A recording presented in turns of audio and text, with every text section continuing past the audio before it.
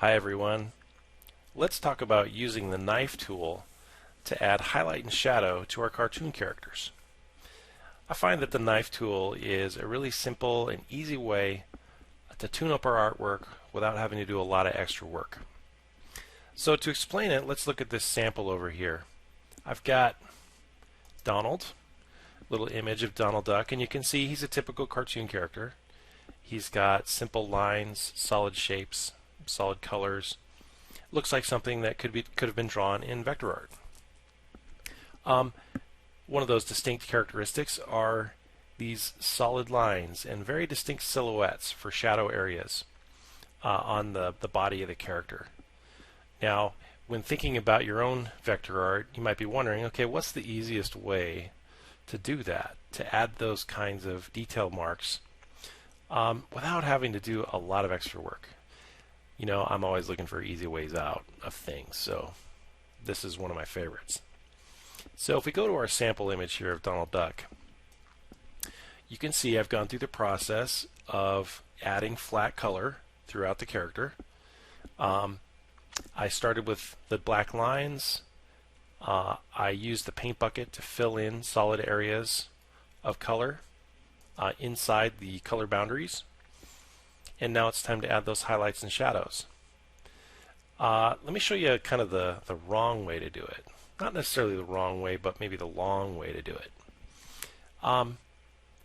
If I used my pen tool and I wanted to add a shadow or something to the side of Donald's body, I'd have to kind of painstakingly go through and draw and put down points for every section of his body. Then, once I'd drawn that new shape, I could use my eyedropper and pick up the color from his regular shirt, then maybe double click the color picker, select a slightly darker version of that blue, you know, and add detail lines like that. There's nothing wrong with that per se. It's just you have to be really good with the pen tool, and you have to be very careful to not overlap your lines and disturb the underlying artwork. And you have to do a lot of finesse and, you know, extra little work. And sometimes there's no way to get around it. The detail or the accent you want to create, you're going to have to do that. But there is a way to do this that does make it simpler, and that's using the knife tool. Now, when you look for the knife tool, don't be confused by the slice tool. There is an icon on the advanced toolbar that looks like an X-Acto knife. That is not what we're talking about. I don't know why that one gets such a prominent position on the toolbar. It seems to me like one of the least used tools, at least for me. This really doesn't have anything to do with what we're talking about. The slice tool is used for web design or slicing up artwork for apps and stuff like that, so not what we need. What we're looking for instead is the knife tool, and the icon actually looks like a saw, actually. I kind of wish they'd call it the saw. But it's hidden under the eraser and the scissors tool. That's where you're going to find it. So let's say I want to use the knife tool on this Donald Duck artwork. I'm going to go ahead and switch to the knife tool. But first, I really can't use it until I select my artwork. I'm going to go ahead and press the Command key on my Mac or Control on the Windows. Draw a little selection box around Donald to make sure that I get all of the vector pieces. It's really important to make sure you select everything when you're doing this. You don't want to leave some things out. Let me zoom in a little bit. Focus in on his shirt here. One thing to remember about the knife tool is what it does is it will make a cut across an entire shape and separate it into two or more pieces. But to be able to do that, you have to cut across a boundary edge. So when you do that, you got to cross one black line and get all the way to the other. Don't worry about being really precise. It's a freehand tool and it's meant to be kind of loose. So even if I start far away, like up here in his elbow, and I cross that blue boundary and then swoop back in kind of an arc and pass through the edge of his shirt out into the white of his belly, not a problem. Don't worry about the fact that it created this slash. We're going to be able to clean that up later. Alright, let's say I do another spot. Let's say I do another spot here on his collar. I like to invent a little shadow underneath his neck. And then maybe another one right here on the side of his shirt. And back off through the edge of his shirt. And maybe I need to add that little section there, so I'll cruise across there and add that. Okay, right now, again, just looks like a bunch of slashes. No problem. Where this becomes really useful is now that those have been cut, they're actually separate pieces. So to use those pieces, I need to switch to my direct selection tool. So I'm going to press the letter A. And actually, because the whole thing is selected right now, I actually need to deselect first. So I'll click the background, let go.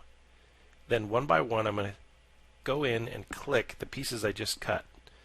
I'm going to hold Shift, select this area, hold Shift, select this one, and this little mini spot right here. So I've selected all those separate pieces. Now you can see they've been separated from the main body. To change their color, I'm going to double click the swatch, pull up the color picker, and just move that little dial down, get a little bit darker blue. Click OK, and now you see I've created a separate and different color there on his shirt. So if I want to continue, again, I need to go back and select everything, make sure that I select his entire body. And let's say I want to add a little spot here on the side of his belly, on his backside. Cruise down, boom. Maybe a little spot here on his elbow. Again, crossing edges, making sure that I cross edges. Switch to the direct selection tool, let go of the artwork, grab the cut piece, hold Shift, grab another cut piece.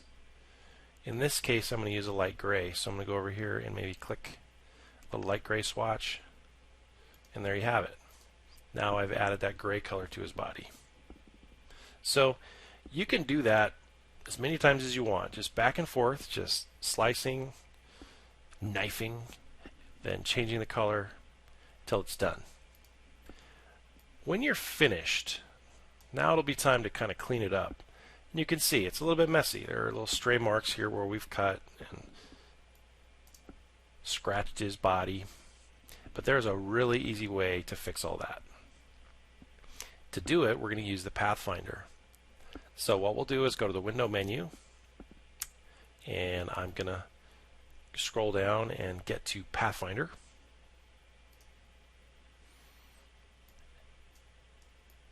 And here I'm going to zoom in so you can see what it does. So the Pathfinder option we're looking for is called Merge.